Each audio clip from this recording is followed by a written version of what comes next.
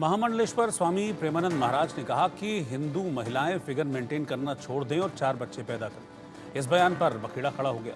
उन्होंने ऐसा क्यों कहा, उनसे बात की हमारे सहयोगी मनोज मनु ने।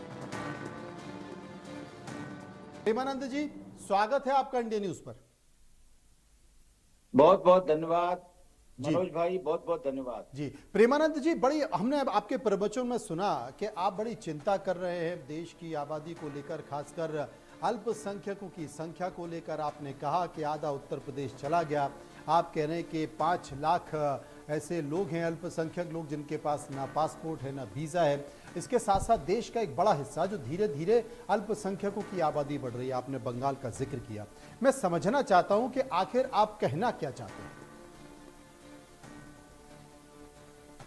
देखो मनोज भाई, ये भारत बाद में बना है, पहले अखंड भारत था जी, और इसकी सीमाएं ईरान तक थी। और उस समय हमारे शास्त्रों में जो वर्णित है कि हमारे यहाँ एक एक परिवार में सगर महाराज के 60,000 पुत्र थे। जब 60,000 पुत्र थे, इसलिए ये अखंड भारत था। अच्छा। जब हमारी माताएं 1 और 2 बच्चे पैदा करने पे हमारा परिवार नियोजन हो गया, हम 2 और हमारा 1 जी, तो आज से 50 साल के बाद अभी हम 2 और हमारा 1 है। फिर दूसरी पीढ़ी में 10 साल बाद आधी संख्या घट जाएगी। और अगर यही प्रवृत्ति रही तो सनातन संस्कृति खत्म हो जाएगी। जो सनातन है वो आदिकाल से है। तो उस समय हमारे यहाँ 60,000 बच्चे होते थे, इसलिए अखंड भारत था। आज कश्मीर की हालत देखो। तो मैं कश्मीर में जो हम बहुसंख्यक थे, जिस श्री माने जो श्री विद्या मठ है वो कश्मीर में स्थित था। और वहां से श्री का जो विधान है वो चालू हुआ। और हमारी शारदा पीठ थी। जब अखंड भारत था तो शारदा पीठ यहाँ थी, पर अखंड भारत गया तो शारदा पीठ चली गई। तो अगर आज हिंदू नहीं समझे तो कल उनके बच्चे फिर बचेंगे नहीं। तो मुझे अपने धर्म की चिंता है। इसलिए भगवान की कृपा से 2014 में ऐसी भगवान की कृपा हुई कि यशस्वी प्रधानमंत्री नरेंद्र मोदी इस देश में आए जी, प्रधानमंत्री बनकर। और जब वो प्रधानमंत्री बनकर आए तो उन्होंने सनातन की जो पाठशाला है, जो हमारे मंदिर हैं, उनको विशाल बनवाना चालू किया।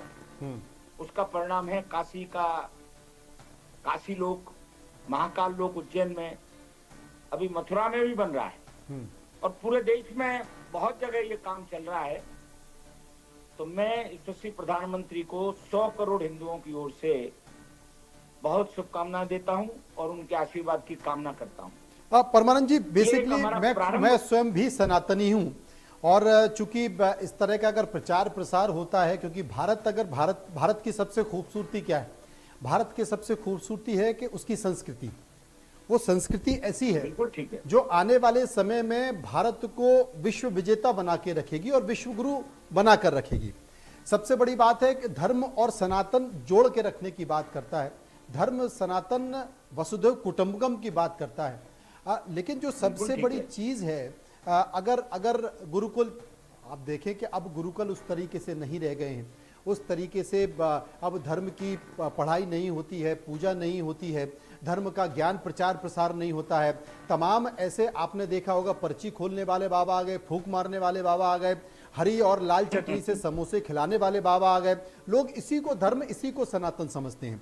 लेकिन सनातन कुछ और है, संस्कृति कुछ और है, आस्था कुछ और है। और जो गुरुकुल होते थे वो इसलिए होते थे कि वहां के युवाओं को ज्ञान मिल सके। वो ज्ञान तो मिल नहीं पा रहा, इसलिए आज का युवा भटका हुआ दिखाई दे रहा है। लेकिन आपने जो विषय उठाया, वो विषय उठाया कि साहब हिंदुओं को 4 बच्चे, तो आपने कहा कि भाई महिलाएं अपना फिगर मेंटेन करने में लगी हुई हैं और बच्चों पर ध्यान नहीं दे रही हैं। अब वो ज्यादा बच्चे पैदा करें, अगर वो नहीं पाल पा रहे तो आप पाल लोगे, वो क्यों? देखो, ऐसा है कि प्राचीन परंपरा जितनी भी रही है हमारे देश में, हम्म, अगर इतिहास उठा के देखें तो गुरु संस्कृति ने ही हमेशा रक्षण किया है।